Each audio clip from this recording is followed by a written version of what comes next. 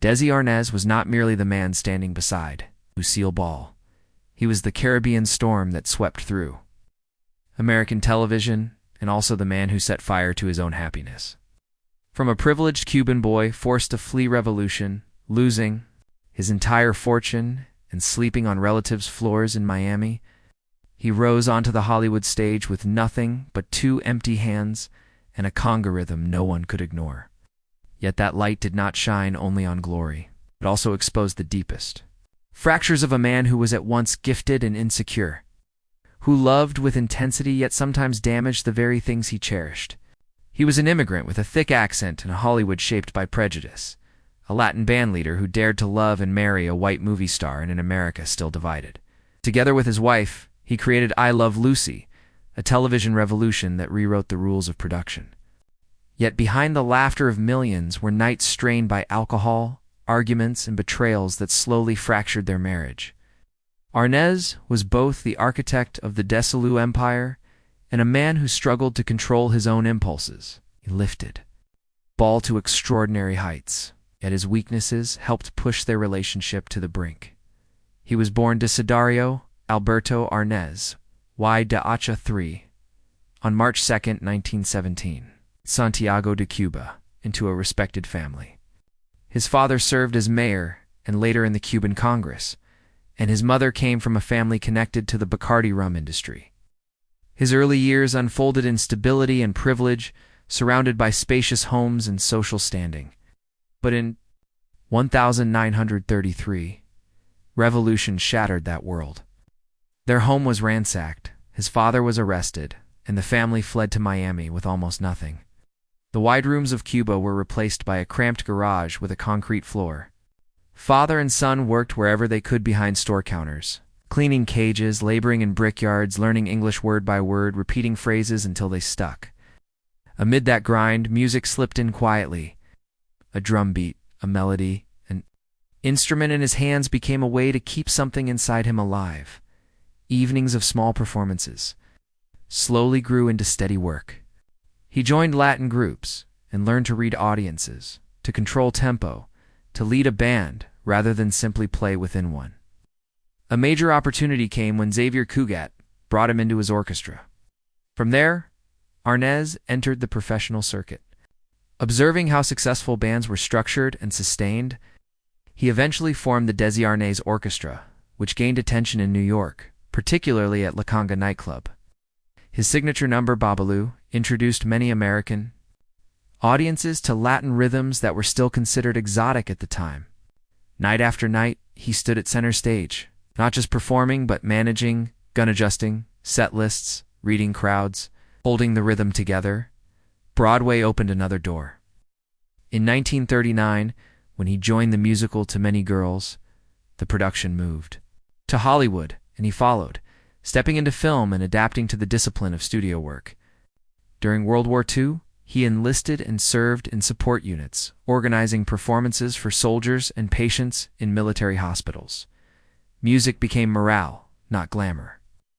When he returned to Hollywood after the war, he resumed performing and navigating the shifting landscape of radio and emerging television.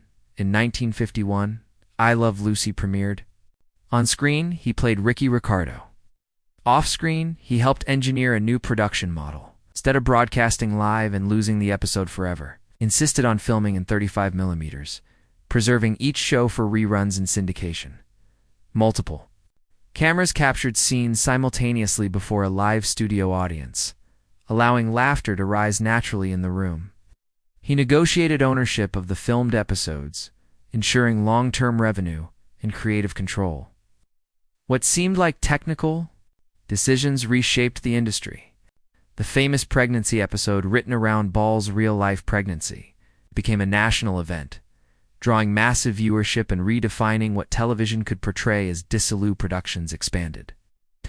Arnaz oversaw operations like a factory floor, moving from stage to stage, reviewing budgets and schedules. The studio eventually purchased major facilities once owned by RKO under its roof. Shows such as The Untouchables and later Star Trek were produced. Arnaz's approach focused not only on creative potential, but on whether a show could be shot efficiently and stay within budget. His influence lay in structure, camera placement, scheduling, preservation, and the concept of reruns that extended a program's life beyond its first airing. Yet while his professional empire grew, his marriage struggled. He and Lucille Ball had met during Too Many Girls and married in 1940. Their relationship was bound tightly to work. But constant touring, long separations, and personal habits created strain. Alcohol and rumored infidelities deepened fractures. They welcomed children, Lucy and Desi Jr., and continued working together, but by 1960 they separated. Even after divorce, they remained connected as parents and collaborators in different ways. In later years, his health declined. He suffered from diverticulitis and other complications. Alcohol, long a presence in his life, eventually became something he chose to leave behind as his body weakened. He semi-retired, spending time fishing, following horse races, and occasionally teaching about television production, sharing practical knowledge rather than recounting fame. In 1986, he was diagnosed with lung cancer. During his final months, Lucille Ball visited him. They watched old episodes together, laughter echoing from another era. On December 2, 1986, Desi Arnaz died. His funeral was private, his ashes scattered at sea. What he left behind was not confined to a single role. It was embedded in the method of television itself, multiple cameras, live audiences, filmed preservation, syndication rights, structured production schedules. These practices became industry standards, repeated so often they no longer required explanation. Audiences remember him as Ricky Ricardo, the charismatic bandleader with a Cuban accent. Industry professionals remember him in the architecture of the studio floor, the taped marks, the camera angles, the preserved reels. The rhythm he established continues long after his voice fell silent, present in every sitcom that unfolds before a live audience. In every episode stored for future generations, in the years after his death, the machinery he helped design continued to operate almost automatically, as if it no longer required the presence of the man who had once stood at its center. Sound stages filled with new actors, directors called out fresh cues, crews rolled in cameras and adjusted lighting grids with the same efficiency that had once defined Desilu's busiest seasons. Few paused to trace the origin of that order. Yet the structure, the multi-camera setup, the live audience seated before the stage, the preservation of episodes for endless rebroadcast remained, rooted in decisions he had insisted upon decades earlier. Reruns of I Love Lucy continued to air year after year, crossing generations. Children who had never seen black and white television in their own homes still laughed at scenes filmed long before they were born. Stations slotted the episodes into afternoon blocks and late-night rotations. The reels that Arnaz had once fought to preserve proved their worth repeatedly, sustaining revenue and cultural presence long after the original broadcast run had ended. What had once been a gamble, spending more to film on 35mm, became the backbone of television syndication economics. Meanwhile, the shows produced under the Desilu banner carried forward in their own ways. Star Trek, initially uncertain in its future, grew into a franchise that would expand across decades, films, and multiple series. Mission Impossible evolved into another enduring property, though Arnaz had stepped away from day-to-day control before some of these legacies fully unfolded. The studio system that nurtured them bore his imprint. The discipline of budgeting, the insistence on technical readiness before creative ambition, the quiet calculation behind each production choice, all of it reflected his working philosophy. His personal legacy lived on through his children as, well, Lucy Arnaz pursued her own career in performance, stepping onto stages and into studios with a familiarity shaped by childhood spent behind the scenes. Desi Arnaz Jr. entered entertainment too, carrying both the weight and the visibility of his family name. They spoke publicly at times about their parents, not only about the glamour of success, but about the complexity of two strong personalities bound by love, work, and conflict. Their memories preserve the human dimension behind the industrial achievements. Lucille Ball herself continued her career after their divorce, eventually becoming the sole head of Desilu before selling it. In later interviews, she acknowledged Arnaz's brilliance as a producer and businessman. Recognizing that many of television's structural norms had emerged from his insistence on doing things differently, their relationship, though scarred, retained an undercurrent of respect. In the final years of his life, that respect softened into something quieter to people who had once built an empire together sitting side by side, watching old footage flicker on a screen. The story of Desi. Arnaz resists simple judgment. He was capable of extraordinary foresight in business and production, yet struggled with personal discipline, was charismatic before an audience and exacting behind the scenes, but vulnerable to habits that strained his closest relationships. He embodied both immigrant resilience and the pressures of assimilation in mid-century America. His accent, once seen as an obstacle, became part of an iconic character recognized worldwide.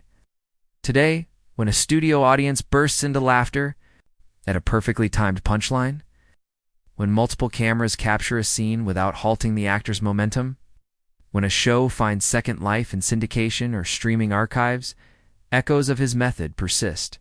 The system runs smoothly, rarely pausing to recall its architect. But within the ordered choreography of lights, marks, scripts, and preserved recordings, the rhythm he once held steady still pulses quiet, structured, enduring. Time has a way of polishing certain images while softening others. For many viewers, Desi Arnaz remains frozen in black and white slick hair, sharp suit, conga drum nearby, calling out Lucy, with a mix of exasperation and affection. The character of Ricky Ricardo became larger than the man himself, replayed endlessly in living rooms, far removed from the pressures of the original set. But beyond the familiar catchphrases and perfectly timed comedic beats was a producer who understood something essential about permanence. He understood that entertainment, if preserved correctly, could outlive its moment. As television evolved from film reels to videotape and eventually to digital storage, the principle he fought for, ownership and preservation, proved prophetic. Networks changed hands. Studios merged. Formats shifted from black and white to color, from analog to high definition. Yet the core production grammar he helped standardize remained intact. Sitcoms continued to rely on the rhythm of live audience laughter. Production companies continued to calculate budgets with syndication in mind. Shows were no longer created solely for a single night's broadcast, but for a lifespan that might stretch decades. That long-view thinking was part of his quiet revolution. Historians of television often point to him not only as a performer, but as one of the first true television entrepreneurs, someone who grasped that creative control and financial control were inseparable. By retaining rights to filmed episodes, he and Lucille Ball shifted power away from networks and toward creators. That model influenced future generations of producers who negotiated contracts with ownership clauses in mind. The business side of television, once overshadowed by glamour, became recognized as an arena where foresight mattered as much as talent. Yet the human contradictions remained central to his legacy. Success did not shield him from insecurity. Achievement did not erase personal flaws. The same intensity that drove him to perfection on set sometimes spilled into recklessness off it. His life reads not as a straight ascent or a simple fall, but as a series of cycles. Fracture, rebuild, repeat. Even his final years reflected that pattern: a slowing body, a quieter routine, an effort to bring order to habits that had once run unchecked. In retrospect, his journey mirrors the immigrant narrative in its rawest form: displacement, reinvention, relentless work, and the pursuit of recognition in a culture that initially resists difference. He did not erase his accent to fit in. He wove it into a character that audiences embraced. He did not abandon his musical roots, infused them into mainstream entertainment until they felt familiar rather than foreign. The conga rhythms that once sounded exotic became part of America's television soundtrack. There is something fitting about the way his life concluded without spectacle, without a final performance staged for applause. The man who once coordinated entire studio floors departed quietly, leaving others to continue the schedule, and they did. Productions rolled forward. Scripts were printed. Tape marks were laid down. Laughter rose on cue. If legacy can be measured, not only by fame, but by repetition, then his legacy is immense. Each time a classic episode is restored and streamed to a new audience, each time a live audience's laughter is captured in real time rather than manufactured later, each time a creator insists on owning the work they helped build, the outline of his influence reappears. It does not announce itself. It does not demand recognition. It simply operates. Desi Arnaz began as a displaced teenager in a Miami garage, tapping out rhythms to keep hope alive. He became a band leader, an actor, a studio head, and a pioneer of television's structural language. He stumbled, rebuilt, and kept moving. The stages have changed, the cameras have evolved, the storage medium has transformed, but the method endures. And within that method, steady and almost invisible, his rhythm continues. And perhaps that is the most revealing part of his story. The rhythm never truly belonged to the spotlight. It belonged to the work. Long before applause, before magazine covers and executive titles, there was simply a young immigrant learning to keep time, first with his hands on a drum, then with his eyes on a stage, and eventually with his mind on an entire production floor. That instinct to hold everything together never left him. Whether in a nightclub in New York, a military hospital during wartime, or a bustling Hollywood soundstage, he watched the moving parts and asked the same quiet question: does it run smoothly? He understood that chaos hides behind entertainment. Actors forget lines. Cameras jam, budgets stretch thin. Personal lives fracture under public pressure. What separates failure from longevity is not the absence of problems, but the discipline to manage them. That discipline became his signature. Even those who worked with him during tense moments often admitted that when taping began, he was focused, precise, and determined to deliver a finished product on time. Over time, the myth of the golden age of television grew around the shows he helped build. Viewers remembered the laughter, the innocence, the shared family evenings in front of a glowing screen. They did not see the production meetings that ran late, the negotiations over rights, the arguments about camera angles, the calculations that ensured a studio could afford another season. But those unseen efforts were as much his legacy as any. Punchline delivered on cue. There is also the quieter legacy of reconciliation. Though his marriage to Lucille Ball ended, their story did not collapse into bitterness alone. In later reflections from those close to them, there is a sense that time softened sharp edges. They had built something monumental together professionally and personally. Even in separation, that shared creation remained. When she visited him during his final illness and they watched old episodes, it was not merely nostalgia. It was two architects looking back at a structure they had raised from almost nothing in the broader sweep of American entertainment history. His name may not always be the first cited in casual conversation. The face of comedy often eclipses the engineer behind it, but within industry circles, within production textbooks, within the inherited habits of studio life, his fingerprints remain. The logic of syndication, the expectation that a sitcom can be replayed endlessly. The financial model that allows creative risk because long-term returns are possible. These are not accidental evolutions. They are the result of deliberate choices, made by someone who saw further than the immediate broadcast. His life, in the end, resists simple labeling. He was neither purely tragic nor purely triumphant. He was disciplined and reckless, visionary and flawed, charismatic and controlling. He loved deeply and sometimes unwisely. He built systems that outlasted him, even as parts of his personal world slipped beyond his control. That tension makes his story human. If you walk onto a television soundstage today, you will see marks taped to the floor for actors to hit. You will see multiple cameras positioned to capture action from different angles without stopping the scene. You may hear a live audience reacting in real time. You will know that the footage is being preserved, archived, ready to be streamed or rebroadcast years later. No plaque on the wall may bear his name in bold letters. Yet the structure itself carries his imprint. The boy who once fled revolution with nothing but fragments of a former life helped build an industry blueprint that still functions decades after his passing. The laughter continues. They're reals now. Files and servers continue. The lights rise and fall. And somewhere within that ongoing cycle, steady and unannounced, the rhythm he set in motion keeps playing.